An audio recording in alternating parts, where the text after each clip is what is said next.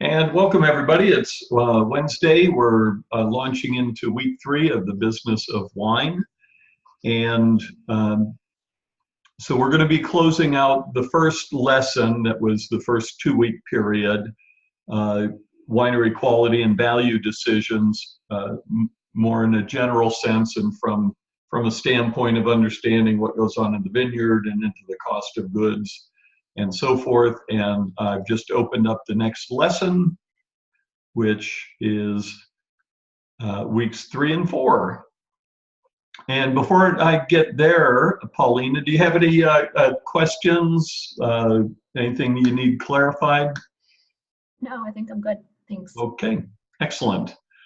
All right, so what we're going to do for this next 2-week period, there's another project, and I actually make it kind of optional. And I'll explain what it is and how it works, but it's utilizing another form of Wine Biz Sim workbook, and it's for blending and kind of taking something that we look at more as an aesthetic practice and looking at it from a business standpoint. Okay. Throughout this 2 weeks, we're also going to look at different business structures and production options. So you'll find this information here. And then down towards the bottom will also be some articles for reading. And then I'm also go over some materials that are very current that I'll be including in the email when I send out the link to this recorded class. Okay? All right, so let's go to today's presentation. And what we're going to look at today is blending, something called negociants, and the wonderful, wacky world of bulk wines. The focus is you're making decisions of what's going to go into a product, and almost invariably you're blending something somewhere along the line with any wine that's ever made. It could be you're just simply going through the vineyard, and you might do several passes, so you might actually end up with a couple of different cuvées. And the cuvée, the simple definition is just a batch. So you may end up with one batch of wine that you want to keep separate from grapes that you maybe picked later, and that might be due to logistics, or it might be due to just simply wondering about how each of those wines is going to turn out, and so forth. There's something called field blending. Used to be a very common practice all over Europe, and is even still practiced. There's some still very cool wines made, and these are typically, if you look at this in the New World, they're old vineyards where different varieties are planted, sometimes sort of scattershot or willy-nilly, and so when you go in and harvest, you're actually making the blend of grape varieties at that time. If I'm a winemaker, I might have different material, and I'm constantly assessing every barrel, every batch, every tank, looking at the quality levels. And it might be a decision: what am I going to blend into my reserve wine? What's going to go into my mainstream wine? Or do I have a wine that's inherently a blend by nature because it's a classic Bordeaux blend or a wacky blend or whatever? So that's what we're going to be taking a look at. It's a really great time to familiarize yourself, if you need, with a lot of the legalities around facilities and the types of permits, the types of statuses, and so forth. For the Master of Wine crowd especially, this is very important because you need to show a mastery of an understanding of of facilities and operations and different tax statuses and so forth.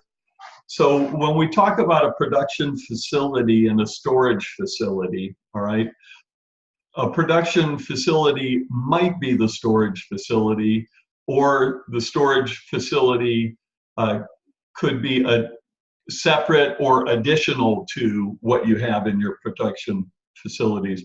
But a bonded wine premise, and again, for each country, similar laws, but variations on this theme. A bonded wine premise actually is legally entitled to produce, blend, treat, store, bottle, and pack wine untaxed, okay, before the taxes are paid. So the bond is held by the government to ensure that all the taxes get paid, and then you're legally able to do your production and treatments, et cetera, in those facilities, okay? So this is all available on the TTB site, and that's basically where I pulled this information from, all right? And then there's a description here. And as usual, I'll send you a PDF of all these slides to review. So this is, bonded winery is what most people think of when we think of a winery. You know, there's a building. It could be very urban and industrial looking. It could be an ancient, you know, caves and all that kind of stuff, and anywhere in between. So bonded winery premise is the standard picture in everybody's mind. Something that's becoming more and more common and kind of evolving also legally, and I'll talk about that, and that's the alternating proprietorship. And you'll find this in virtually every wine region now. And there are facilities that are being purposely built to become alternating proprietorships. And how this works is either the person developing this facility creates the facility and then brings in partners who own their own production permits and licenses. And it's kind of a co-op where you've got several licenses or licensees, all right, producers that are sharing the facilities and the equipment.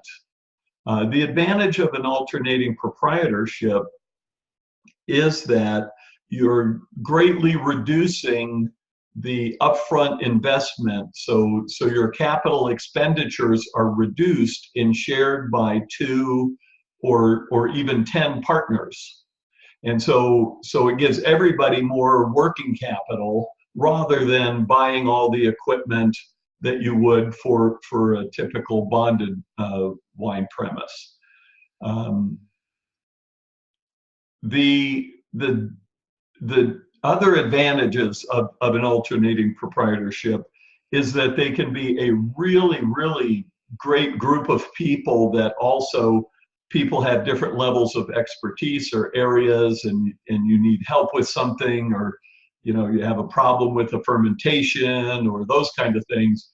And so there can be a great collaborative spirit amongst the proprietors that are sharing the facilities. And the reason they called it alternating proprietorship is I've got my grapes coming in, I need the press, I make my reservation it's usually managed by software, and I say, you know, my Pinot Noir, Albarino, Chardonnay, Tempranillo, whatever is coming in, and I need the press for this period.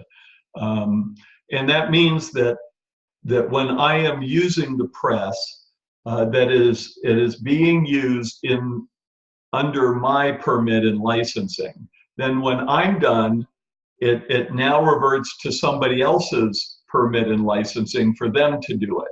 So in effect, it's kind of the ownership of equipment or facilities is looked at as alternating between one member of the alternating proprietorship and another member. Okay, so they're sharing all the facilities and whatever, and that's a definition of an alternating proprietor. Does that make sense to you, Paulina? Yes. Okay. Yep. Now, when it doesn't work, it's a nightmare. Wait a minute, I need that. You know, this is my equipment. No, I had dibs on that, and it when it does. If you ever get a chance to go to the wine country during Crush, specifically see if you can find and get a back of the house view of the operations. A year ago, Crush, we were up in Walla Walla, and we went to this absolutely phenomenal place. Here's another valuable aspect of a alternating proprietorship. This was a beautiful facility, and at the time it had 9 members. They have one facilities operations general manager, and then who may or may not be the facilities winemaker. But you've got somebody that has to oversee all of the operations, settle disputes over who gets to use what and when, and this kind of stuff. And my wife had never seen an alternating proprietorship. And we go in the middle of Crush, and we're with the general manager, who's a friend of mine, and it's just absolutely chaos. But people are so fired up. They're working so hard. There's rock music blaring, and it was just absolutely cool as could be. So make a point of seeing if you can find one and see how this works. Okay, another production option is custom crush. So let's say I have a source of grapes or don't have a source of grapes, but I want to make a wine. I don't want to build a winery. I don't want to have all the hassles of the permits and so on. So I go to a custom crush facility, which has to be a wine bonded premise. It could even be an alternating proprietorship, and you're having somebody make the wine for you there. But basically, it's a contracted production that I give whatever specifications to the custom crush facility. Here's what I want, and then they have to purchase the grapes. Now, I might even grow my own grapes, but everything is being done under the custom crush facilities licenses and permits. And so they're responsible. So even if I'm providing the grapes, they have to be purchased, or the transaction has to legally occur between the grape grower and the facility. As far as determining the production specifications, you could just say, look, I want as high a quality Cabernet or Chardonnay or Viognier or whatever it is that you can possibly make, and then you leave it up to the facilities operations and winemaker to do it. But you can also bring in your own winemaker, or you might be a winemaker and you're making a wine for kind of, you know, a business that you're starting. And a lot of winemakers do this, and they will go in and work with the facilities operations on every work order, every step of the way, so down to very, very fine detail, exactly what should be done and when, and what kind of yeast, and how long this, and how hard to press, and how long to press, and what temperatures, and blah, blah, blah, blah, blah, okay? So custom crush can be very hands-off, just make me a dang good red wine, or you can bring in your own winemaker. Now, Screaming Eagle and Paulmeyer and a whole slew of wineries started this way. And if you're ever in Napa, see if you can arrange something at the Napa Wine Company, and they're in Oakville, and they're exclusively a custom crush facility, and that's where Screaming Eagle and Paul Meyer and many other really great wineries got their start. Now, if I'm the client and I'm working with the custom crush facility, I'm actually will be required. I won't be the producer. The bonded winery has to be listed as the producer of record. All right, so it's under their permit, it's under their licensing. And so I'm actually a wholesaler. So a lot of people think, oh, if I have a wine that's custom crushed, then it could be Tim Hanai Wine Cellars, produced and bottled by. No, it's the facility. I'm going to take receipt of the finished wine. That's what I'm contracting for. So legally, I'm going to be considered a wholesaler. Now I can sell it to other wholesalers or distributors, do whatever I want once I take possession of the goods, but I'm not the winemaker. Something that's a gray area right now, and why we've decided not to go to a textbook, because if I wrote the textbook 6 months ago, it wouldn't be correct anymore. A lot of people were thinking, well, all right, so I want to be a client of this custom crush. So what if I created a joint venture with the custom crush facility, and we created a DBA, or doing business as Tim Hanai, winery, so I can have me on the label, or my company on the label, and then it would become sort of like this hybrid custom crush alternating proprietorship. And right now that's being challenged, and so people who have set up their business that way are not really sure if they can continue doing business that way. Okay, so as you can see, these get very complex and a little bit confusing. And Paulina, just jump in if you have any questions or if this isn't clear. I do actually. So the custom crush. So for example, if you were to make a Tim Hanai label, what would be on there that's different from a bonded wine premise? If I had it made at Napa Valley Wine Company in Oakville, California, it would say produced and bottled by, or whatever legal, depending on how they do it. Okay. It would say Oakville, California.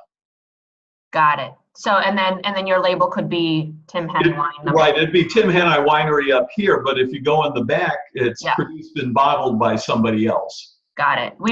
I just went there on Friday to that place, to the Napa Valley Winery. Oh, awesome. Yeah. And they've got the tasting room, Cult Wine Central. So they changed it. They got rid of that. They're focusing on producing the family wines. There's 3 of them. And so they're not tasting like their cult wines or all the wines that they're making. They're still doing the production, but they're not tasting them in the tasting room. Oh, yeah. At the beginning of this year is when they started. Got it. Yeah, because I've actually got a Cabernet that I blended there. Sheldon Parker, who used to be the general manager, our kids were best friends in elementary school and whatever, and so only in Napa can you go to an elementary school auction and buy a barrel of wine to blend your own and whatever. That's awesome. I know, it really is, and it's a fantastic wine. And yeah, so there you go. Yeah, and things are constantly evolving and changing. And what the family? Do you remember the family name? I don't. Starts with an H. And they're really awesome people. They are. I remember some of the labels. The Ghost. Got it. Yeah. I don't now, know. if you go to this facility in Walla Walla, it's absolutely phenomenal, and modern. And the value of the tasting room is you've got the wines from all 9 of the alternating proprietor partners there. Mhm. And so that's one of the other things that wineries who do custom crush, and a very large number of wineries offer that service, sometimes not as a primary part of their business, like Napa Valley, Napa Wine Cellars. I'm sorry, not Napa Wine Cellars, Napa Wine Company.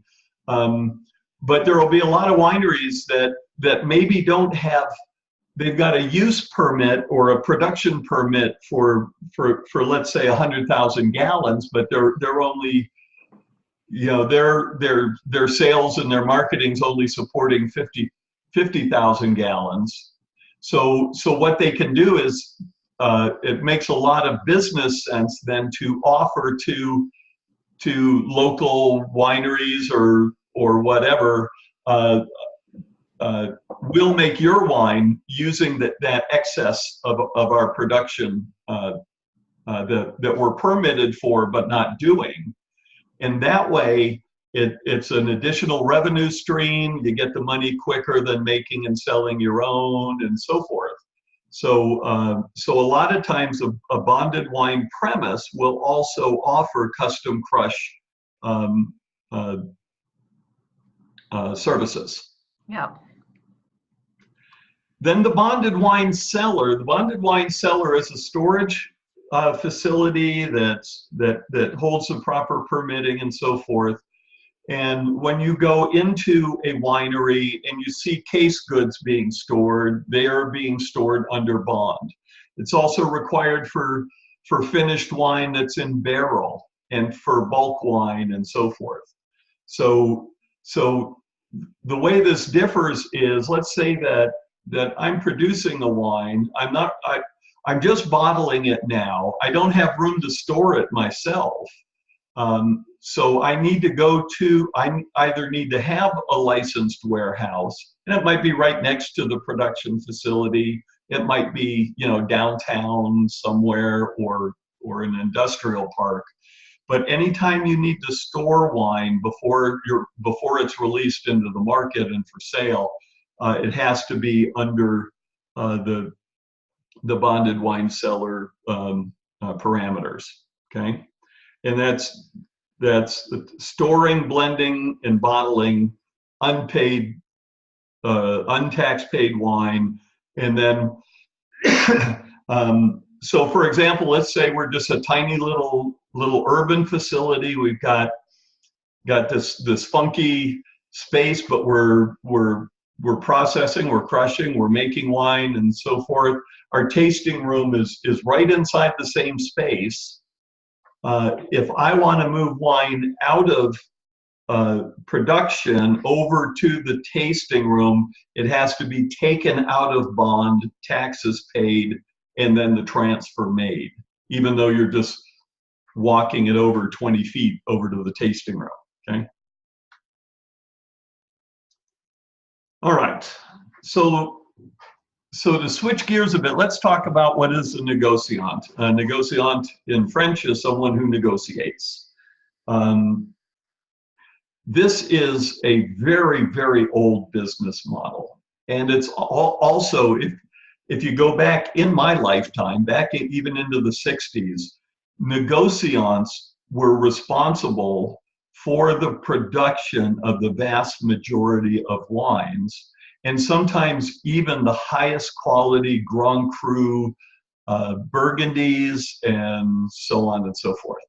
Okay, so négociants are merchants, and they not only wine merchants, but they could be grape merchants and so forth. But a négociant may grow their own or buy grapes or some combination.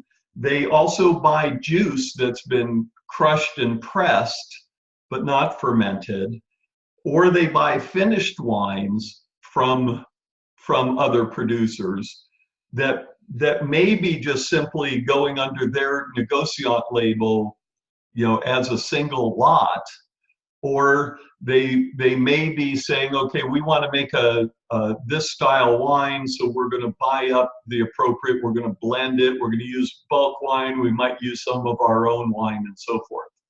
But so a negociant, again, there's an entire spectrum that they may be very, very vertically integrated, all the way through owning stores and home delivery services for their wine and the wine club and everything else.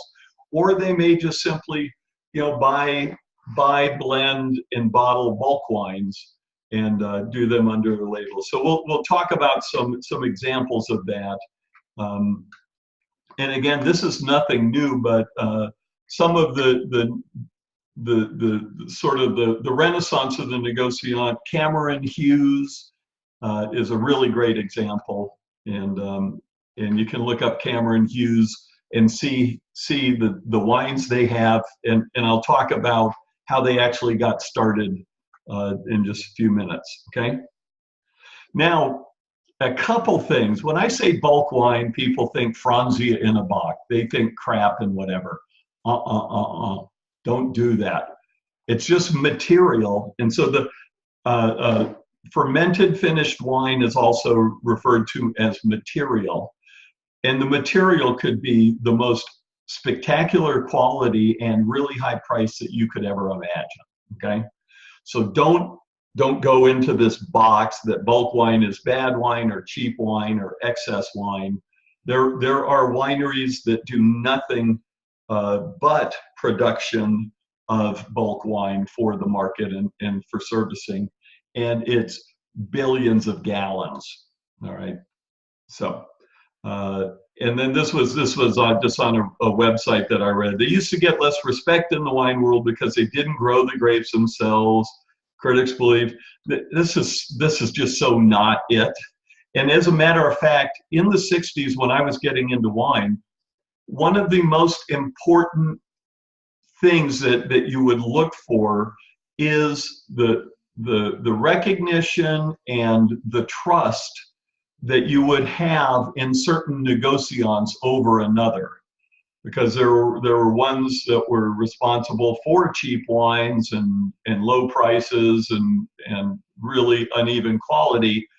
But more important than almost anything on the label was who's the negociant. Okay, does that make sense?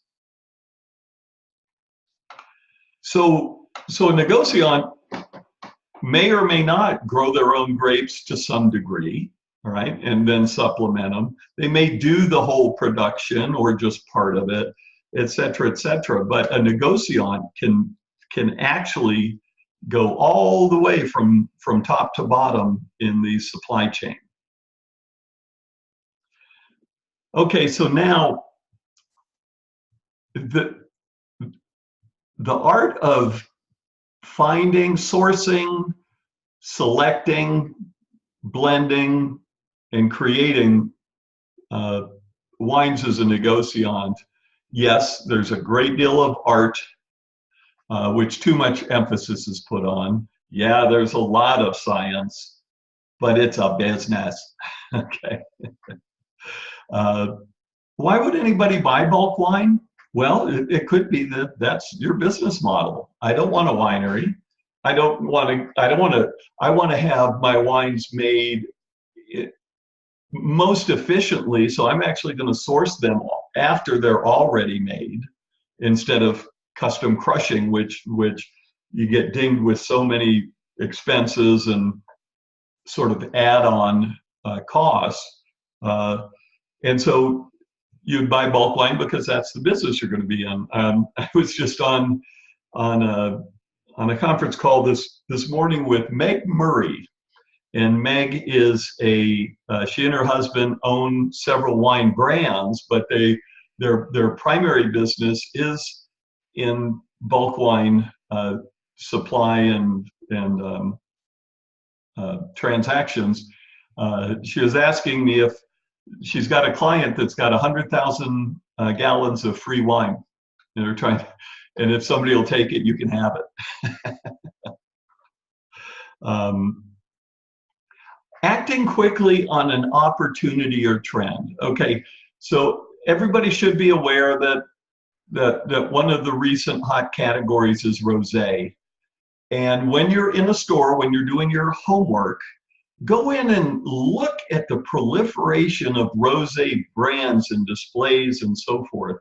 The vast, vast majority of these are being made by sourcing through the bulk wine business, because you can say today, wow, this is a hot category.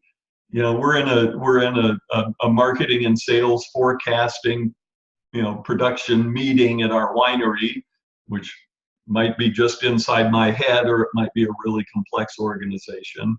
And we say, we need it. We need it for our tasting room, we need it for our wine club, and we need to get it in distribution. And we could have a product literally fast-tracked and ready to go in 30 days by tapping into bulk wines. Okay, so when Moscato, which blew away everything from 2007 to 2015, and totally makes this rosé trend look really tiny. The demand for Moscato went up so high that both Gallo, the Barefoot brand, and Trinchero, if you looked at the wine in 4 different parts of the US, you would find one of the wines would say Sutter Home, Napa Valley Tradition, and all that kind of stuff, so they could sort of sneak Napa Valley in there. But if you look on the back of the label, it said Argentina. That's where the wine came from.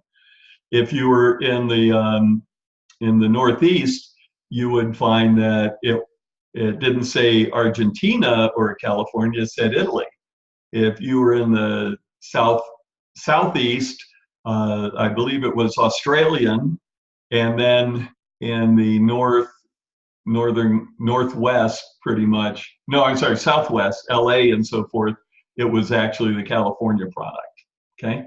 And so it's kind of crazy.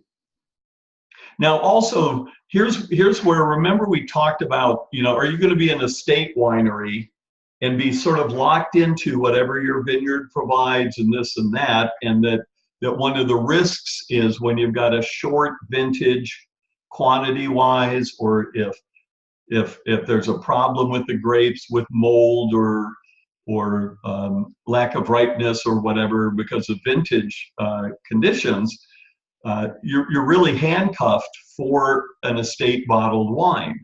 If I just simply had that as a non-estate, I could say, okay, you know what, my grapes are crap. I'm just going to see what we can do with that and what we could use, but I'm going to purchase bulk wines to augment for that shortage.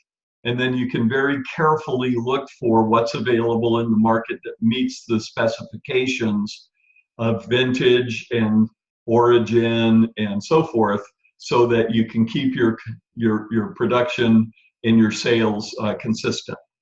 One of the biggest business risks in the wine business is you're out there selling X amount of wine, and you've got it in restaurants, and you've got it in retail stores, or you've got a wonderful direct-to-consumer mailing list or wine club, and then all of a sudden production is cut by 25%. If you don't service the accounts, they'll just take you off the list, and getting back on is 10 times more difficult than getting on in the first place. So a lot of considerations going on in this area. And then why would anybody sell bulk wine? Well, our sales plan calls for 5,000 cases, but our vineyards or our contracts are telling us we're going to have 12,000 potential cases or 15,000. What do I do with that excess? If my sales team says, I'm sorry, we're maxed out, this is all we can sell. So then I could sell that excess. The free wine that I was talking about doesn't meet anybody's standards. So what do you do with 100,000 gallons of free wine? And so you might sell off wine that doesn't fit into your final product that you produce. And this is also done at Chateau Lafite Rothschild and, Great Burgundy estates as well. And this is where sometimes the quality may be exceptional, but it didn't achieve the standard for a super high quality wine. Okay, so a lot of different things there. And then sometimes the blending and the creation of a brand is people at a winery sitting around going, all right, well, we've blended everything, we've got all this. What are these inventories? Oh, well, we've got some Moscato left over, we've got some Chardonnay and some Viognier, and what are we going to do with it? Oh, what the hell, let's throw it into a blend and put it in our tasting room and see what happens. And go in and look at the brand Conundrum. All right, it's now Conundrum White and Conundrum Red. This was leftovers at Camus Vineyards, and it's turned into a 500,000 case brand and a profit cash cow. I'll talk about that in a little bit. Okay. So any questions about that, Miss Paulina? Nope, I'm good. Thank you. All right, let's talk truth versus bullshit. Why are the wine? I won't even ask this as a question. This is rhetorical, Paulina, because why do they blend the varieties that they do in Bordeaux? And the truth is very different from what most people are told. All right. So the history of blending is really simple. That if you're Chateau Margaux, you've got 16 vineyard parcels, and you want to keep them separated. You want to see how they do individual, and you want to track them through. And then for your icon brand, you only want the best to go in, right? And so you would do your blending to establish that quality level. Now the story that's told, oh, we blend our wine to achieve the harmony and the blah, blah, blah, blah. That's not how blending's done. And even though I'm going to let you do that because it's fun and there's some reality to it, but the history of blending is that in Bordeaux, if I plant all my vineyard to Cabernet Sauvignon and we get late in the season, we get rain and mildew and mold and problems, I've compromised most of my wine. If I plant 100% Merlot, and by the way, Merlot is by far the predominant grape in Bordeaux. It's not a blending grape, it's actually the dominant grape, but then it's more or less in different areas and so forth. And where it's planted and where it dominates is usually in areas where there's little risk of frost. So the history and truth of it is having several different of the approved Bordeaux grape varieties allows a flexibility that Merlot will bud and mature under most situations 30 days before Cabernet Sauvignon. And so if you have Merlot planted where it's typical to get frost in the spring, you could lose that portion of your crop, but that's okay if you've got, if you've hedged your bets and planted, Cabernet. And so that's the truth of why the different varieties are grown the way they are in Bordeaux. And it's to maximize profitability and to minimize risk. I'm going to send you a link to a interview that Aaron Pott, a really famous winemaker and really great friend, we've worked together for decades, and have him talking about how he blends.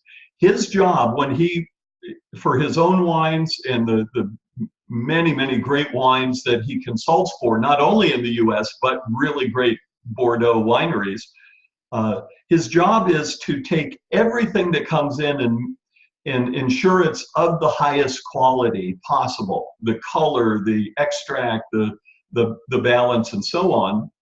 And then the blending is simple. Everything that achieves the quality goes into the blend. They're not sitting there a soupçon of this and whatever. It's the profit is as much as possible into our highest end wine. Okay, does that make sense? There's a period for Chateau Margaux, and the reason I use that in Bordeaux as an example, you've got a premier Grand Cru Classé, so one of the top 5 in that designation. And for a period, it was owned by a company called Gineste, who was a negociant, and they owned Chateau Margaux, but they were financially not well situated. And because of the need for as much cash flow and maximizing profit, the wines that would go into the final blend compromise the status of that winery and the quality of the wines. So as much as we love to think about terroir and, oh, this is a terroir-driven wine, stop it. It was just simply they were blending wine that didn't belong into the flagship, right?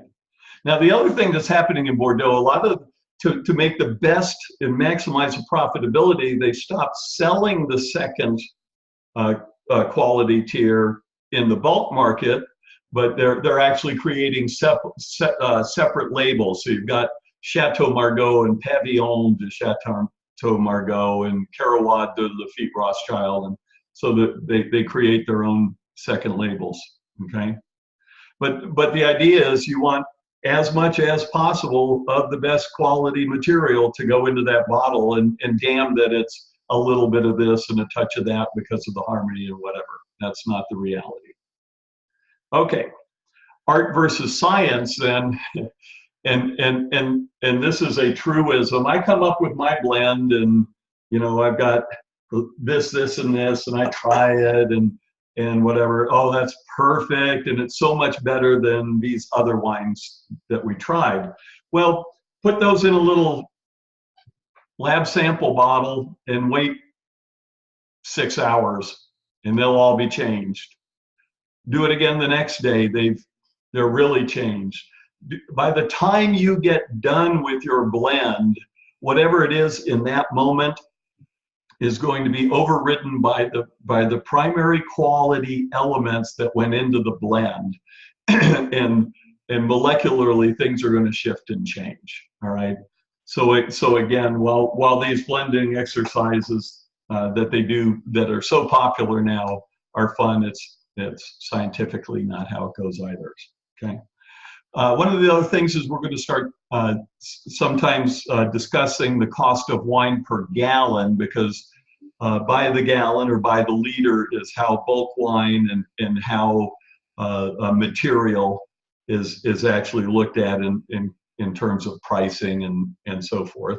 Okay, and then as we're going to more and more transition to the market and market opportunities and keeping an eye on the consumer, because you might want to tell the story of this grape with this and the harmony and whatever it is you want to tell as a story, and that's great for the storytelling, but you don't believe your own marketing material. That's one of the dangers of the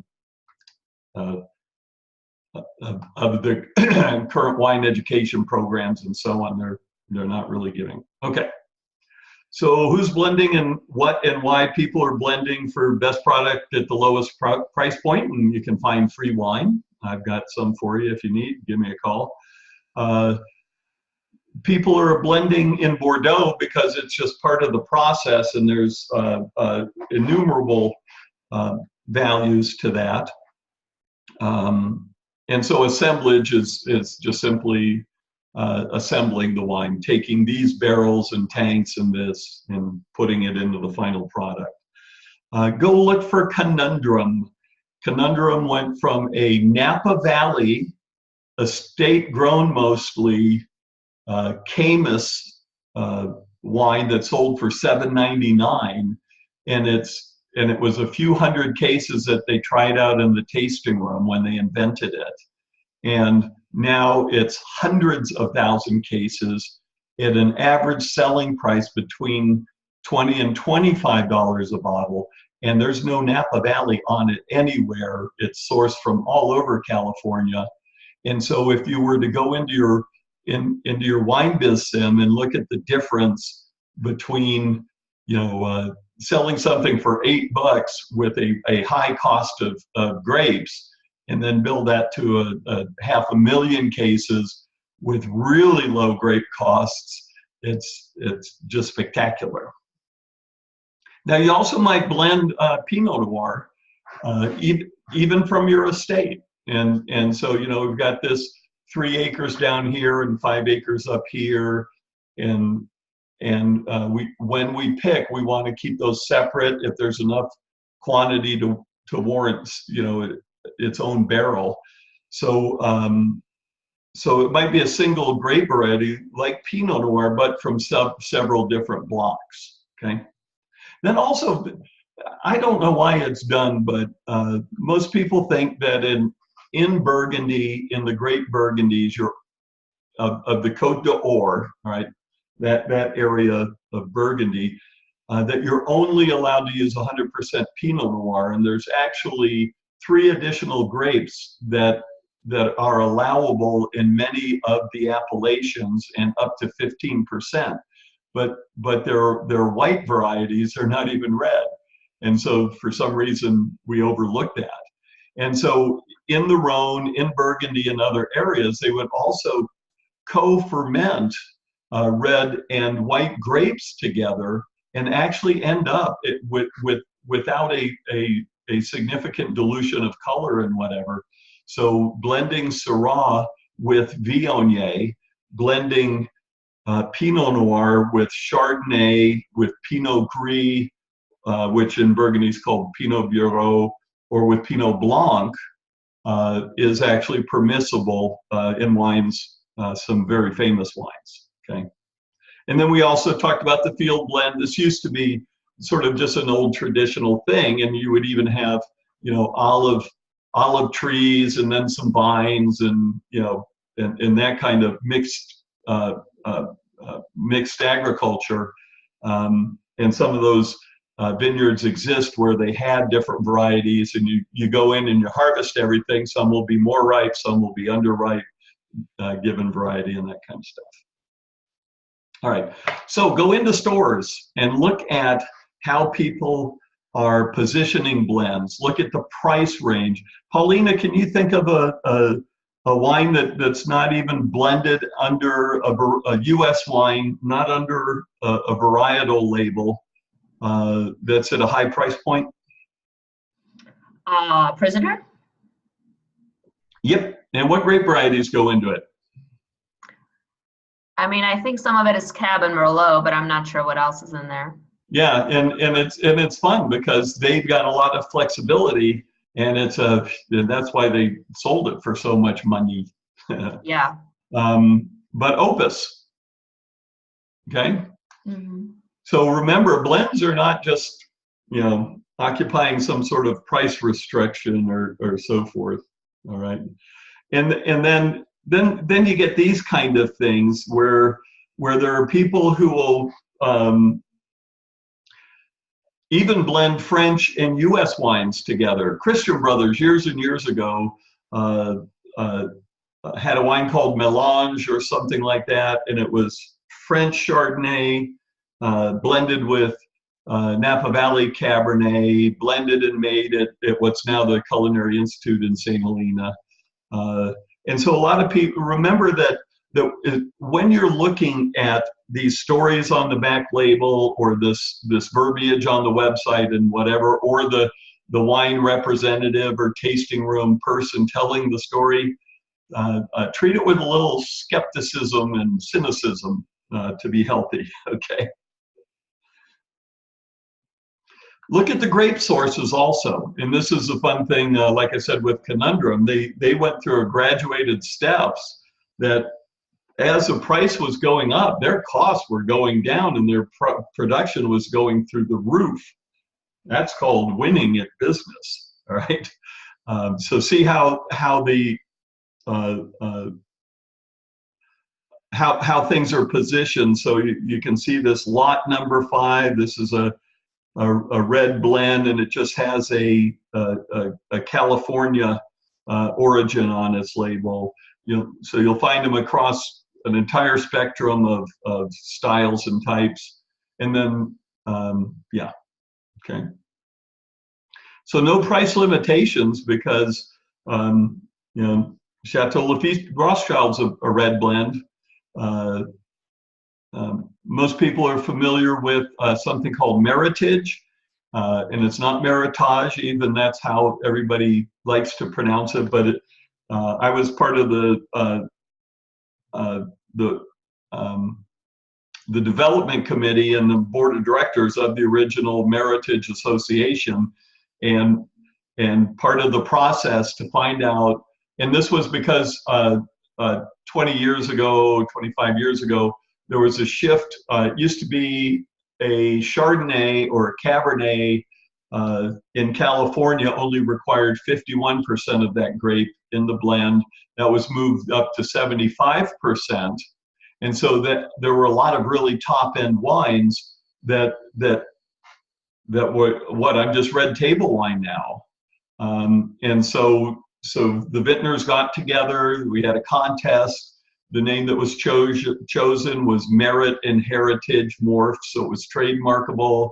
The winner won this incredible collection of wines submitted by the wineries that were the original part of this. But that's how the Meritage name was a business response to a shift in laws that left a lot of really high quality wines out in the cold. All right, so label and production model then. Again, this you can get lots of details from this on the TTB site if you can get in there. I don't even know if it's open with the government shutdown. And boy, I'll tell you what, people who, by the way, are making rosé or Moscato and like Zinfandel in fresh stainless steel whites that they can process and get to market quickly are just totally over a barrel right now. Literally, there are wines from the 2018 vintage that are bottled and ready to go, but nobody can get labels approved. This is causing a really big backup and a really big cash flow issue for all the way downstream in the industry. So consider that whenever you see about this government shutdown. I don't care what you think about the politics, but it is messing things up big time in the wine industry. All right, so these are the different types of verbiage that can go on a label and that I want you to be looking for in the stores if you're having a bottle of wine at home. And you can see that it's blended by or cellared by or made by or prepared, produced, vinted, etc.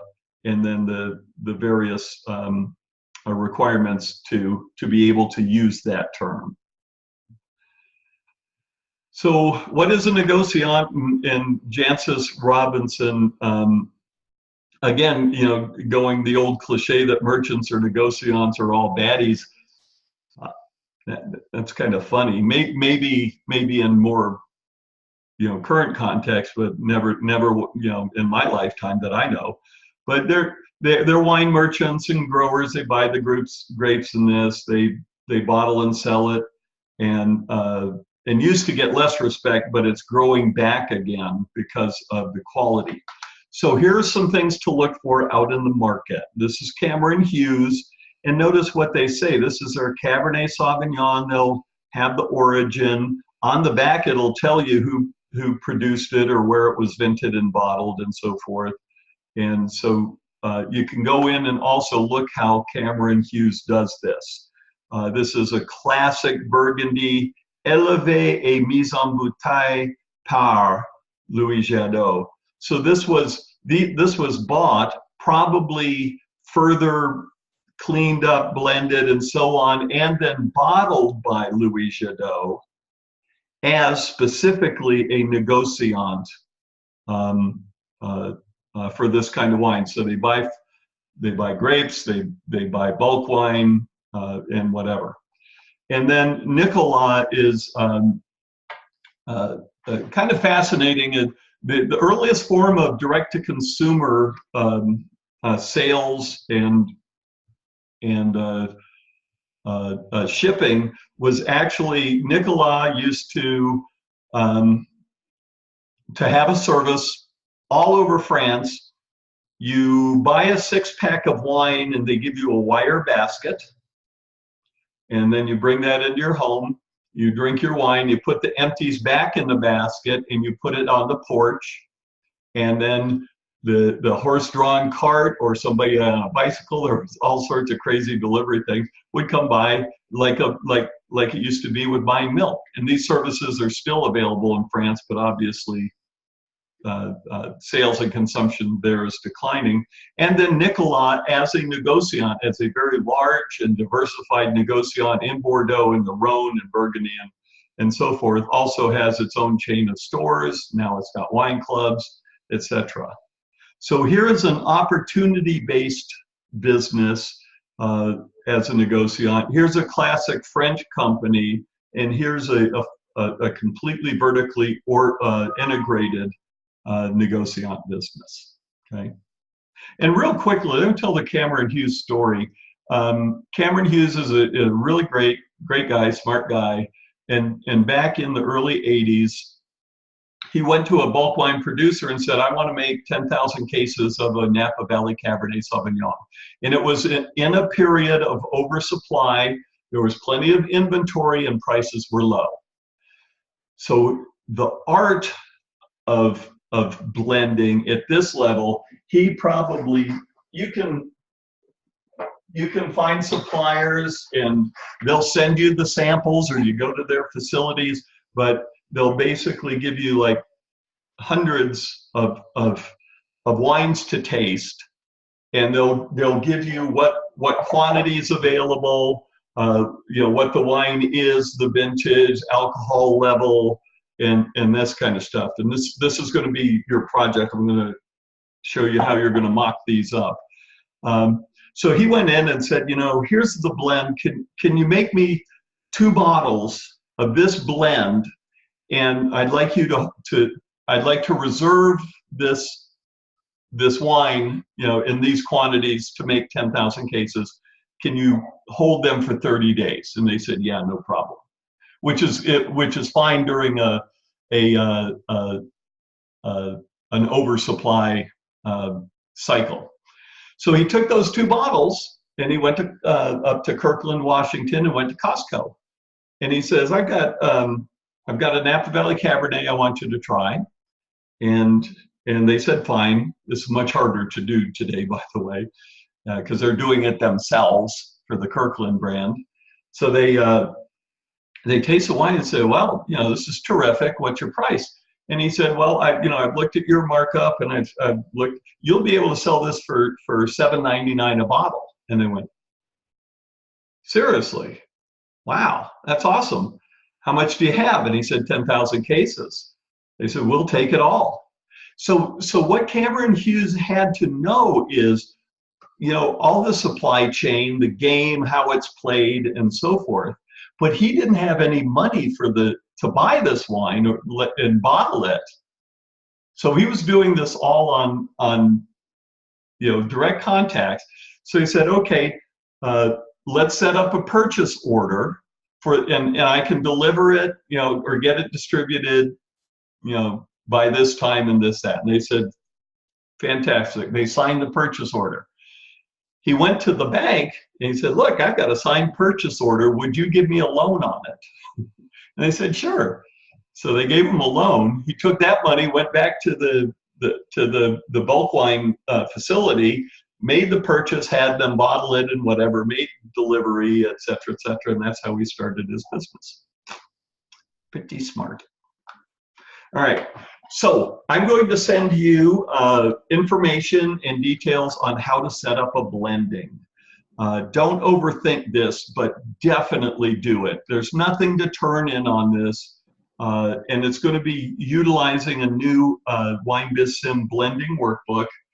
You'll need you can use measuring cups or whatever if you can get some graduated cylinders. It looks cooler. These are like 25 cents a piece online. And the other thing you can do with this blending, these are oak chips. And so I'm going to send you instructions and a tutorial video for the blending separately. But basically, this is me conducting one of these at a live thing. And so there's the Wine Biz Sim, and it looks like this one here. So when you go into your account, get back to the auto filter and look for the blending profitability workbook and hit new. Again, it's going to be filled out, and hopefully this will start to be looking familiar. But instead of going through the grapes and whatever, you can have up to 10 different wines. I'm going to send you the instructions to print out labels, and you're going to go buy wines. You can do this with inexpensive wines. You can do this with mid-tier. You can have fun with it. But basically what you're then going to do is create these mock labels, and then you're going to put in a percentage of the blend in a cost per gallon and see how profitable one blend is against another.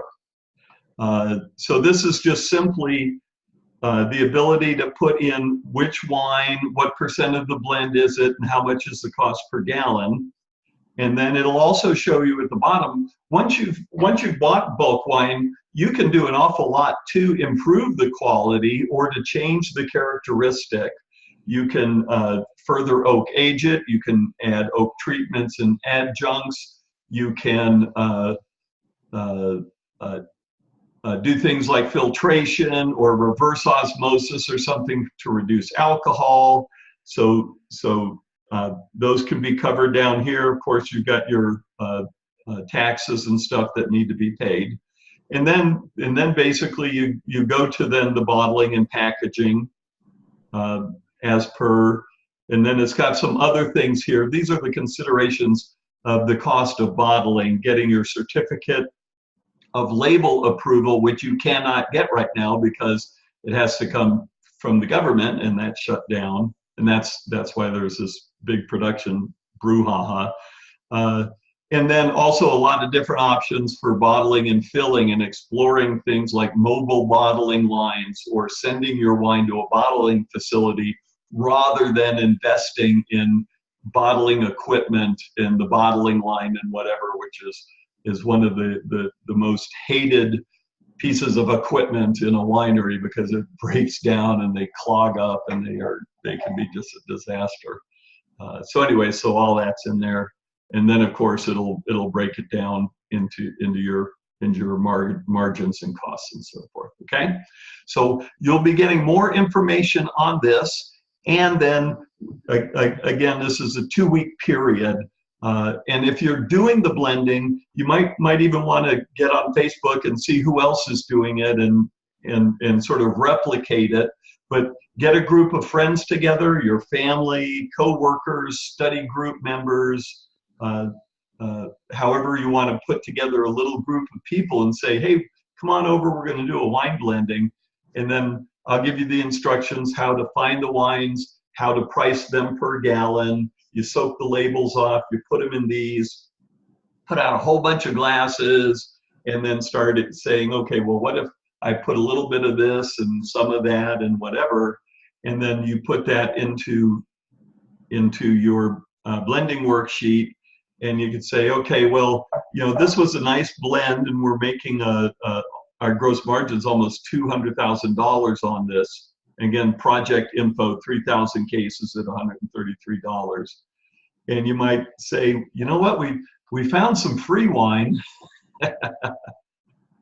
So what would happen if we were to maybe able to improve the quality of that and clean it up a little bit, and maybe it only costs us $2 a gallon, right?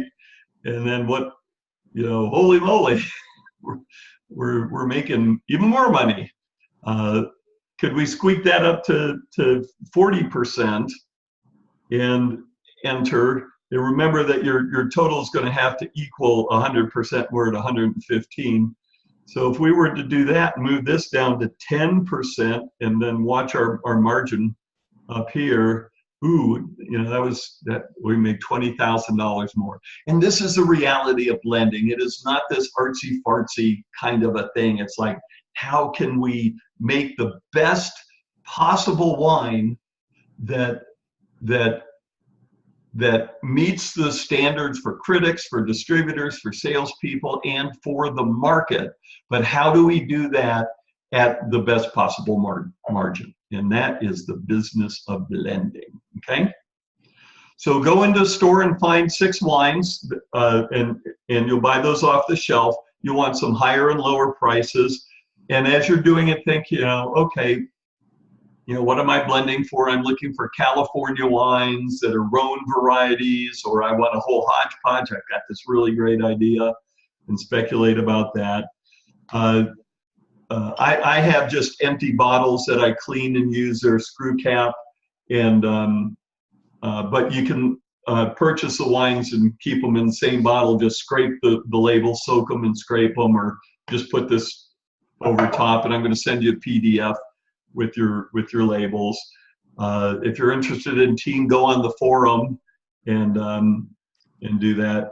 And then you're going to be able to download the label sheet instructions and whatever, and we'll have that set up, okay? And this is kind of what it looks like. You've seen this picture before, but now you know what's behind that. And you'll want several measuring cups and stuff, and everybody doing their own blend, and then you can have a little taste off to see which wine people like, and I'll send you all those things. Okay, Paulina? Sounds good. Awesome.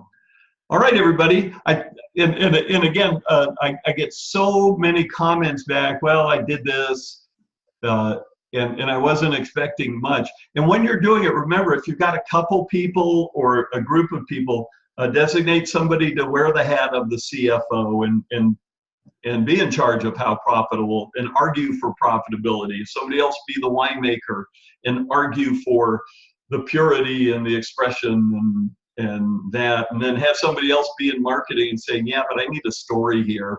You know, what kind of story we're going to tell about this, and do that role playing, okay? And that has us for today. All good? Great.